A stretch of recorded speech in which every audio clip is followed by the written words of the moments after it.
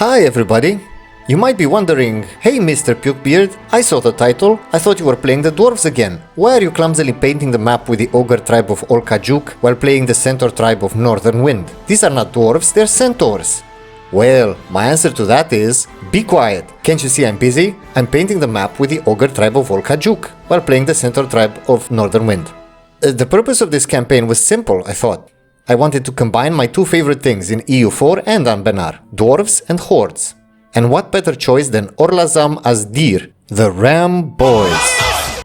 Who are the Orlazam as Dihr? Well, they're the ram-steel dwarven hold on the eastern edge of the Serpent's Veil, east of the old dwarvar capital of Dihr. I'm certain you have seen them many times if you've played Anbennar. Duran Blueshield and his adventurer band start the game really close to the ram-steel hold, and more often than not, they do settle down and form Orlazam as Dihr. Luckily, they did the same in this campaign. Their signature metal is steel, and their unique national ideas and mission tree makes them the only dwarven nation that focuses on cavalry bonuses, which nullifies their natural disadvantages. The problem is that the dwarven holds are monarchies by default, so in order to achieve the aim of having a dwarven horde, we must annex them with a tribe, then release them as a vassal and choose to play as them, then go through the government reforms until we can become a horde. This does not work with adventurer bands, so Duran Blueshield must settle for this strategy to work. Of course, you can choose any tribe to start with, but I chose the centaurs because they wreck face and you don't really need to waste any mana on technologies for the first 50 years, beyond maybe military level 3. Just play as you would, subjugate other tribes and stomp the Forbidden Plains while migrating slowly to the west, and feel free to conquer as much as you want in the meantime. Northern Wind starts closest to the Northern Pass, so they are thus the more logical choice. Make sure to integrate all the other centaur subjects though, and then get rid of your lands in the Forbidden Plains. This is important because if Northern Wind founds Kurain Ulaig, then you're doomed. The biggest competitor in the Northern Pass are of course the Grey Orcs. Grombar, like the centaurs, are a formidable force at the start of the game and should be smashed to smithereens and blocked off as much as possible. Of course, you might choose to start as Frozen Maw instead of the centaurs and use them to tribalize the dwarves. Options are fun. I also made sure to use all military power points to attack and kill the natives in as many provinces as possible between Orlazam as Dihr and Turvajatun. The caves next to the Dwar of Rod are a priority in this sense. This will free the dwarves from having to employ colony guards for a short while. As soon as war with Grombar was finished and Orlazam as Dihr was founded, I conquered the dwarves, took maximum loans and made sure I had 3 stability, destroyed my army and then released them. There is no reason to keep a bad ruler, so no shame in restarting until I got a decent roll on a 5/5/4 tribal chief. I was further motivated by the fact that Mithril was the trade good discovered in the main hold, so money was not gonna be a problem early game. The fun can almost begin. When we switched, we were already 50 years into the game, but we didn't suffer from the post-adventurer buff, and our administrative efficiency was not crippled. Orlazam as Dihr start with tech level 7 across the board, regardless of the centaur tech level. They also start with expansion ideas completed. These will have to do for the moment. Colonization is quite urgent and cheaper trade center upgrades are also cute. We only had 3 provinces, but a good ruler and 4 colonists, thanks to being a Dwarvar reclaimer, the expansion ideas, and Orlazam's second national idea. After fixing the damaged hold, we were able to support all 4 without any problems. Also, we were a tribe, which is what we were looking to achieve all along. This was the trickiest part of the campaign. If the centaurs are too strong, we cannot hope to become independent. If Grombar is too strong, the campaign is over because they just stomp us. Everyone else around us is an aggressive, stinky monster, and the Serpent's Veil is a useless, mucky swamp. There were many unsuccessful tries until I got to this point in the campaign without being fully annexed by hostile powers with no right of appeal. Northern Wind's bankruptcy compelled the 1-province Shattered Crown with a 3-development Dwarven Road to declare a monstrous conquest war. It was hilarious. Then, when the truce with Grombar ended, it was their turn. The ogre vassal of Northern Wind was going to be passive due to their massive liberty desire, and while the Grey Orcs were advancing, this was the perfect moment to declare independence. The orcs left Northern Wind in ruin, and all we had to do was sit on their few provinces long enough so we could full annex them and take over the suzerainty of Orlazam. They were going to be just as useless, but we wouldn't have to conquer half of the Forbidden Steppes later, so hooray. discovering a bit of the Serpentspine and securing an alliance with Verkal Kozenat gave us a small sense of security. From now on, it was a race to conquer Dihr, Mithradum, the Serpent's Veil, and to colonize as much as possible in the northern pass. Starting now, the campaign became a disastrous chain of bad decisions, but we'll get there. The unique mission tree, even if not as vast by modern standards, gives Orlazam their unique flavor.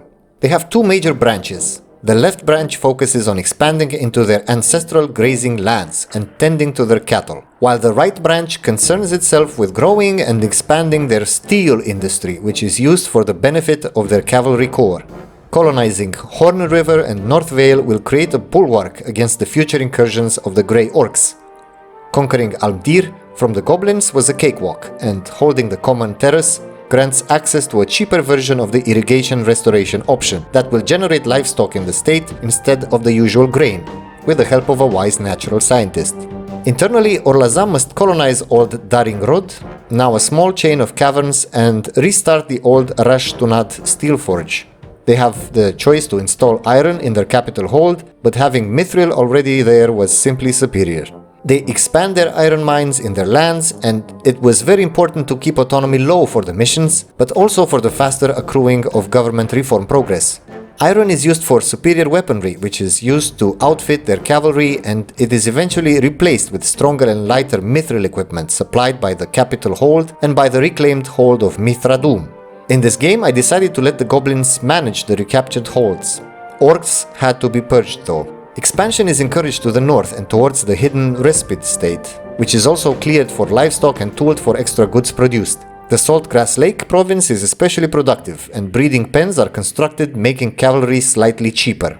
After blocking off Grombar and Krakdumvror, expansion ideas became obsolete, so I abandoned them for economic ideas to develop and build, while getting ready for the Horde curse. Building a foundry in the capital and improving it was a priority, while an alliance with the Quartz Dwarves ensured the historical friendship with Krakdumvror. They would be a useless ally, unfortunately, for the rest of history. The Horde curse was decently managed and passed through it without breaking a sweat. Further east, defeating Grombar made necessary expansion into the remaining northern pass and eastern Gerudian coast, a race against the Eskani, the Gerudians, and Kukdir, who all piled up to get a piece of that grey orc pie. It was almost tragic, but the orcs had to be purged. Wanting to exploit the cavalry angle as much as possible, I decided to try Centaur military. The large number of Centaur provinces gave me the correct numbers required for switching, but Centaur population still needed to be integrated. This was a problem because no events fired that would allow me to upgrade their status from coexistence to integration. The Centaur Khanate formed and did very well in subjugating the lake humans, so there was no expulsion events that I could hope for. This meant it was time for cheating. Just a couple of Centaur events and we got to integrated. Paid the military mana and replaced the Dwarven military with the Centaur cavalry. This meant a complete retooling of the armies with 100% cavalry front lines, and the real slaughter could begin.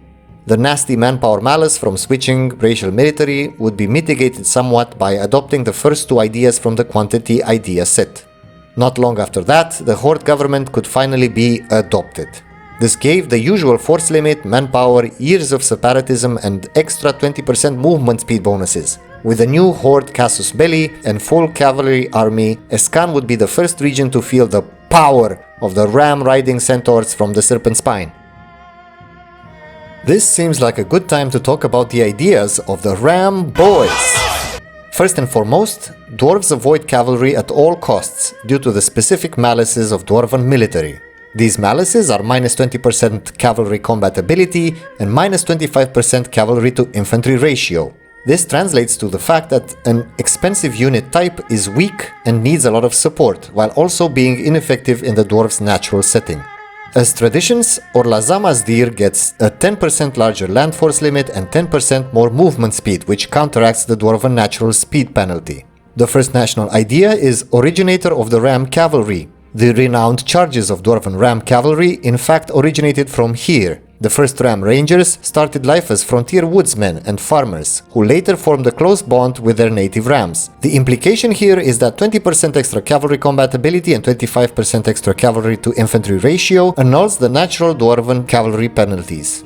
During the days of Alduarov, the Orlazamers were tasked with protecting the terraced farms of the Serpent's Veil against any would-be intruders from beyond. from early human tribes to trolls and ogres. This translates in 1 extra colonist and a lowered fort maintenance cost. This is especially useful early game, but cheaper forts are always a good thing in the mountains.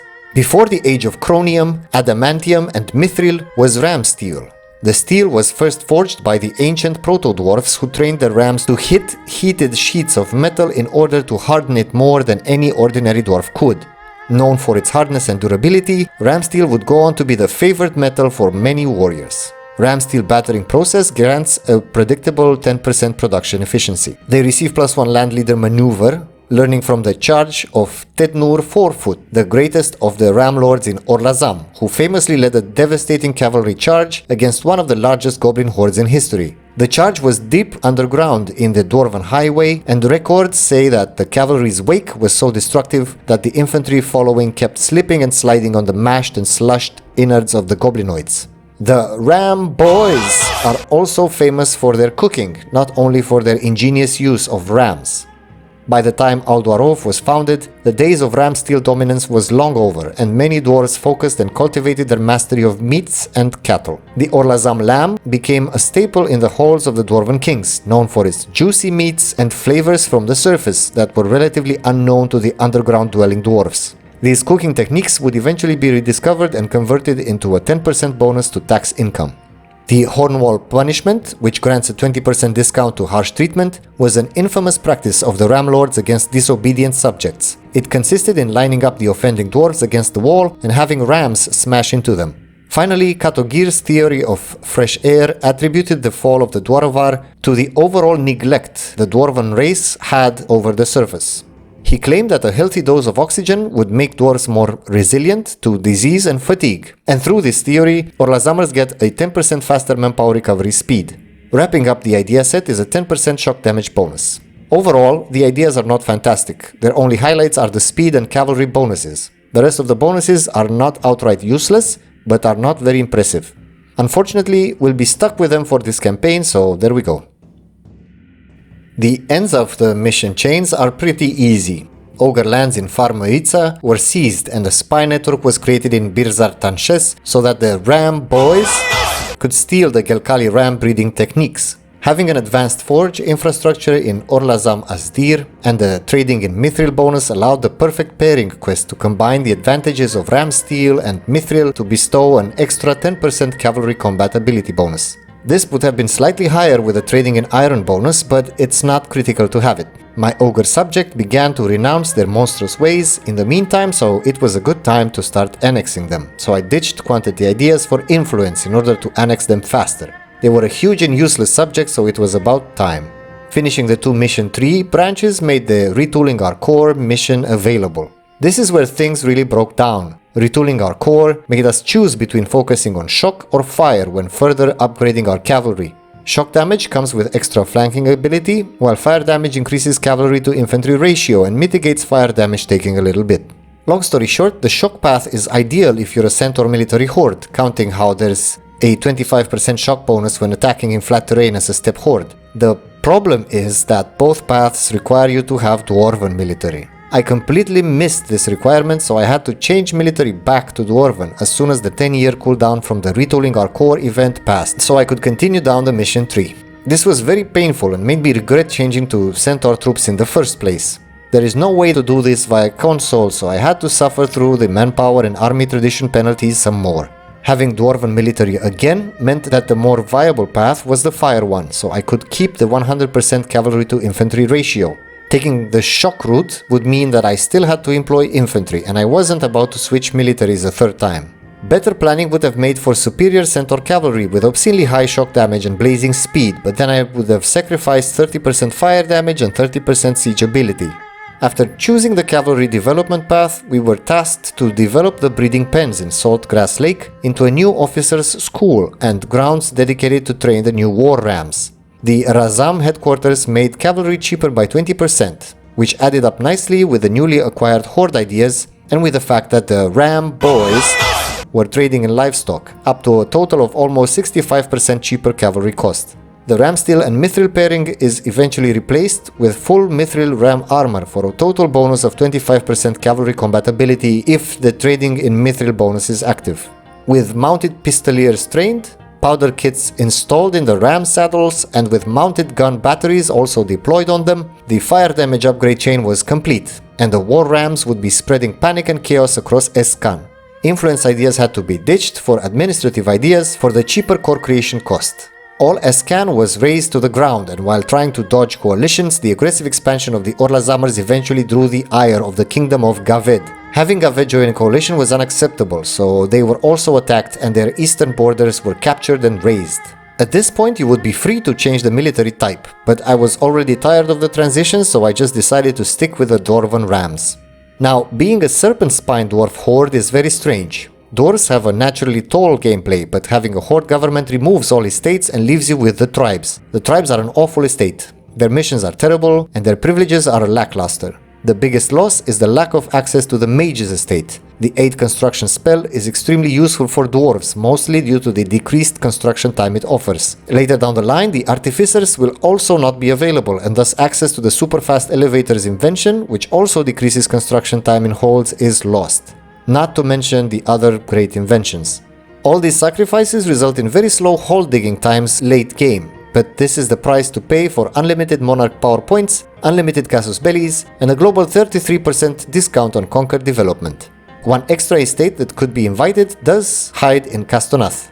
The patricians can be invited as an estate if they survive the Green Tide and will join the tribes, so I took the opportunity to do so, but they bring nothing crucial to the table. The final mission in the mission tree requires the completion of one of the 2 cavalry upgrade branches. The Mecharam prototypes require loyal artificers or 400 of each monarch point type. Finishing the missions way before the artificers were available, the mana raised from Escan was perfect to initiate the Mecharam prototype research. This mission starts an event chain where you are tasked to design a robotic ram that will replace the previous improvement bonuses with a final one depending on the event choices. The modifiers are not spelled out, but they are described in the events, so make sure to read them before making a decision. They're basically a mix and match of the bonuses from the 2 branches, but significantly improved. What's important to remember is that one of the bonuses will grant a flat 50% cavalry to infantry ratio bonus. If you need it and don't choose it, you will lose the 25% offered by the fire path. Otherwise, if you switch to centaur cavalry, you won't need it at all, so you'd rather have the flanking bonus instead.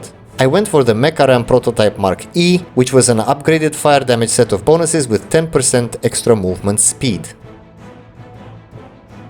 Canorian humans stood little chance against the mecha ram riding barbarian dwarves. I decided to focus on the Canorian Pantheon nations because a large coalition began to form, and I didn't want to anger some other random religious groups. The Empire of Anbennar stood strong for a long time because the pathetic dwarven navy had no chance to open the Dameseer island for the cavalry, so I focused on cleaning up the Corinites first and not get the massive Laurent gain too much aggressive expansion against us. It was inevitable though, and due to the relentless conquest, Laurent became a real problem and had to be attacked and put into place. Having full cavalry armies has the disadvantage of not being able to assault forts, so we had to rely on sieging the many Canorian forts in Laurent and Anbennar. Rapid coring and raising allowed us to truce break again and again until Laurent was cleaned up from the map. The many countries and duchies eventually fell one by one, and when the coalition became too weak, expansion in the Serpent's Reach was also initiated. Conquering Gorburad and Arg-Orstun unearthed clues about an invasion of the Obsidian Legion in the western Serpent's Reach. The ruins of the inactive Runefather's Maw could be visited in Deadbeard Lane Cave. When Anbennar was broken and Anbencost conquered, the Ramboys discovered that the Isle of Adrail had a magnificent, fully upgraded Mage Tower of Enlightened Eminence, which added a 10% reduction to all mana costs. Once Canor was done, a violent push east continued. The Serpentspine was overall left alone. The Jad conquered most of the Middle Dwarovar, the Western Tree of Stone was a goblin mess, Rajnadaga was holding the east, and the Command conquered almost all of Rahen. In the Age of Witch Kings, Orlazam did go through the court and country disaster for the full 20 maximum absolutism bonus. But more importantly, with a massive amount of extra monarch power, I moved the capital to Castonath when reaching tech level 20. This allowed us to build the 3 Castonath Wonders. After the 3 wonders were built, we moved the capital back into the mountains to Dihr. The criteria for choosing Dihr was that the Serpent's Bloom trade good was present in this province. This was important for the last unfinished mission, a dwarf and its ram. This mission requires developing 20 livestock provinces to 10 production and having manufactories in them, which for a wide campaign is pretty annoying. The alternative is controlling a vertical farm infrastructure, which can be installed in provinces with mushrooms or serpents bloom, like Dihr in my game, otherwise a natural choice would be Dihr. This little mission tries to resolve the question of what to do with the mounts that are injured and not useful anymore. The choice is between slaughtering them on the battlefield for extra mutton and a small additional tax income, or letting them live for the rest of their days in the vertical farm for 1 point of unrest mitigation. The humane approach seemed like the one that made most sense and also helped the violent, overextended conquest that followed. The most horrible plague struck in the Age of Artificers. Revolution. The ruined kingdom of Rajnadaga was the first target. We attacked with the Crushed Revolution CB, but the command beat us to the punch and crushed it themselves, leaving us with no option but to vassalize Rajnadaga. This would not stop the revolution. The Wan Xia took the mantle of revolution target next, which made it very difficult to snuff out. Needless to say, the revolution survived until 1821, and that created much unnecessary unrest in Haless, no matter how many times we tried to crush it. The command was a formidable foe, as expected. Their enormous armies would humiliate the Ramboys on the battlefield, but the determination and zeal of the dwarves was even more ferocious. Conquest after conquest with merciless truce breaks would not tire the command at all. I was truly amazed how their troops kept their morale and evaded bankruptcy even after such a brutal series of devastating wars. The few remaining Lake Federation kingdoms also put up a good fight. Since the Warlords of Haless expansion and the addition of the treasure fleet, they don't lag that badly behind on technology anymore. They failed to hold the tide of Ram Riders though and were completely eradicated as political entities. Conquering Kannor also gave the Orlazamers a number of colonial nations in Dihr, but little to no support was given to them. Whenever the Elentiris would declare war on a colony, they were mostly let to fend for themselves, and the colonies didn't gain any significant ground in their century of service. Bulvar was the last continent assaulted by the dwarf horde, and in the end Elisna did manage to keep a few provinces in Sarhal, and did scuttle most of the dwarven joke of a fleet, but was utterly humiliated in the end. Finally, the world conquest was not complete, and a good portion of Haless was still left standing, but this was the closest I've ever been to a dwarven world conquest. Al-Dwarov is not a nation that can be formed by a tribe, unfortunately, so it was left for the very last month as a cosmetic choice. Otherwise, the Dwarovic ideas would have been formidable. Nevertheless, Al-Dwarov banners were fluttering from the frozen forests of Eordand to the shores of Moduk, and it felt great. Okay, so I didn't complete the world conquest, but I aimed to conquer at least the whole of Kannor, and that was done. This was more of an experiment, and it felt good to try something new with an older dwarven nation. Normally, while playing in the mountain, conquering the whole Serpentspine usually feels like achieving a world conquest, but I rarely venture outside. Playing wide with an aggressively tall race was definitely new, yet it was a bit of a schizophrenic experience. I changed militaries twice and replaced idea sets 3 or 4 times. I wasn't exactly sure how to proceed efficiently, and from that point of view it makes this run feel like a disaster. But the counterweight was playing a dwarven horde, which was awesome, turning 600% overextension into 300% while digging holes never felt better. Makes me consider a better way to try the same with somebody like Dihr, who has ideas better suited for a wide expansion. Or maybe do try and double down on centaur cavalry while also relying a bit more on vassal subjects instead of coring everything myself. I feel like there's a lot of potential there. Thankfully, I dodged most of the larger disasters, but the revolution was an unnecessary nightmare for a lot of the late game. I've actually seen a Reddit post the day I'm recording this with an orcish AAR of Orlazam as Dihr horde, so people are enjoying the Ramsteel dwarves in various ways. I would be interested to try playing a dwarf horde again in the future, so I welcome any wacky ideas. This was it for the Warlords of Haless expansion, and I will see you all again in Haless 1.1 with a surprise sneaky tag. And before we part ways, I need to thank Double Thane Baconomics, whoop! And also the rest of my Patreons and members: Alex, Casimir Overell, Dan Lambert, Darth Mozart, Jacob Rubin, Michael VR, and Thorsmain. Thank you.